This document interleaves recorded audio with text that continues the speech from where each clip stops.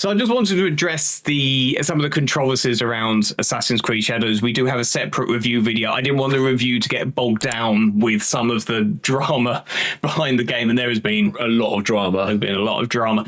I mean, let's not beat around the bush. The main nub of the backlash that the game has received has been through the dual protagonists, and one of those dual protagonists essentially being non-Japanese. So I think if you put an Englishman, an American, an Italian, if you put Ezio in there next to Naui, people would complain about it because it's not authentic to feudal Japan. Or just any Assassin's Creed game, because you look at Unity, it was a Frenchman because it was set in France. Where the games have been set, or how they've been set, like the pirate ones, you're an English pirate. Yes, exactly. Well, you'd be British, because Edward was Welsh, So, the games centre around where they're based, so you'd expect a Japanese samurai of sorts. Yeah, exactly. And as well, there have been reports from people who used to work from Ubisoft who said that actually there did used to be two Japanese protagonists, and Ubisoft sort of did the usual thing. It is political correctness. I will say that, they said, oh, well, why don't we make one a woman and one a black guy, basically? And it just makes it really inauthentic. It makes me sad, really, because you're getting all this backlash and people are saying, oh, it's because people are racist. It's not that. It's not racism. I wish people wouldn't say. I know why they say it, because it deflects from really stupid decisions like this. But I mean, even if you look beyond all of that nonsense, and as we cover in the review, Yasuke, his style as a powerhouse fighter just doesn't fit the template at all.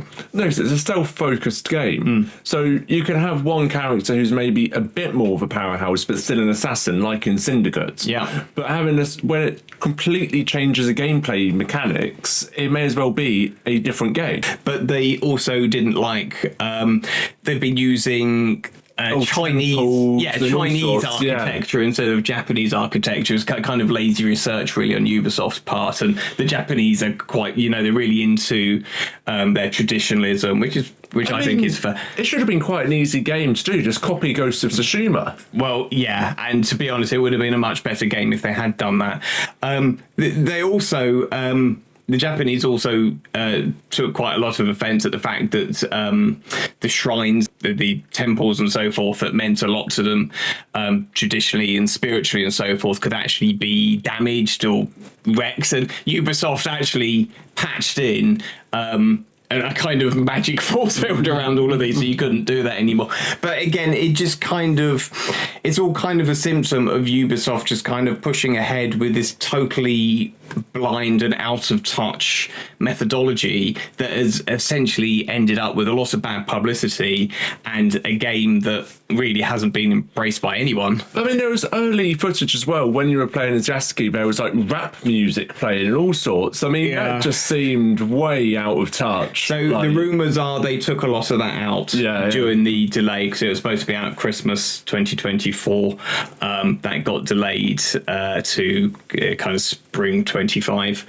I mean, I did notice a bit of modern music, which is really bizarre, actually, what they did leave in there. But there were a lot of reports of rap music and so forth. People who have worked on the game said there was actually a lot of hip hop, which, if anything, I would say that's kind of racist, because it's really stereotyping a character from feudal Japan by modern standards. It's very bizarre. They did also allegedly take out the fact that you had to play as Yasuke a lot. There are rumours, I should point out these are unsubstantiated rumours, so I won't ding Ubisoft too much for these in case they're not true. But apparently there was quite a lot of the old social justice in there as well, and political correctness. A lot of that got pulled out. Yeah, they took a lot of that out because they knew that people just didn't have an appetite to swallow it, really. Ultimately, Ubisoft are in quite a lot of trouble at the moment in terms of shares and profits. Yeah, they still are. I mean, when the game came out, it was heralded as a return to form. They obviously must have bribed a lot of people to be pushing that party line. Well, bribe is a strong word. I'm just going to put my legal hat type of moment here. Maybe not right, but strongly convinced them to use that phrase. Finessed. Yes, we'll go with that. Good. And Strong PR. and since then, they were like, oh, it's breaking all these gameplay statistics, and that will be because it was bundled into lots of free platforms, so people were playing it because it was free, not buying it. So there's lots of look how well it's doing. A lot of the people who played it are Ubisoft Plus subscribers, which coincidentally is how I got to play it, because I'm a Ubisoft Plus subscriber.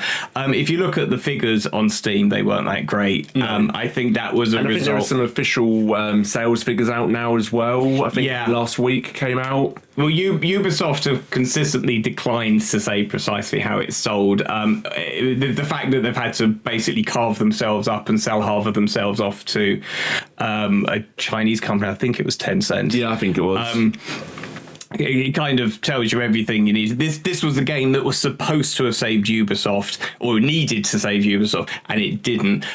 Especially coming off of the back of the disaster that was Star Wars Outlaws, which kind of made a lot of really similar mistakes to this.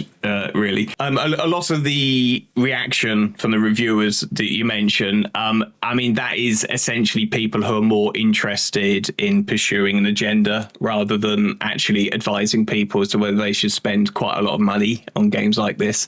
If you'd bought this and not played it on Ubisoft Plus, would you have been very disappointed with your purchase? Oh God, I'd have been beside myself. I'd have. I mean, how much are these now? 70 quid, 80 quid? Well, you listen to a professional who says it's a return to form. You think, oh, I loved the classic Assassin's Creed games. I loved them. They've said it's a return to form, so I'm going to get it. And then you'd be like, oh. Yeah, well, I mean, I've been a reviewer for a long time.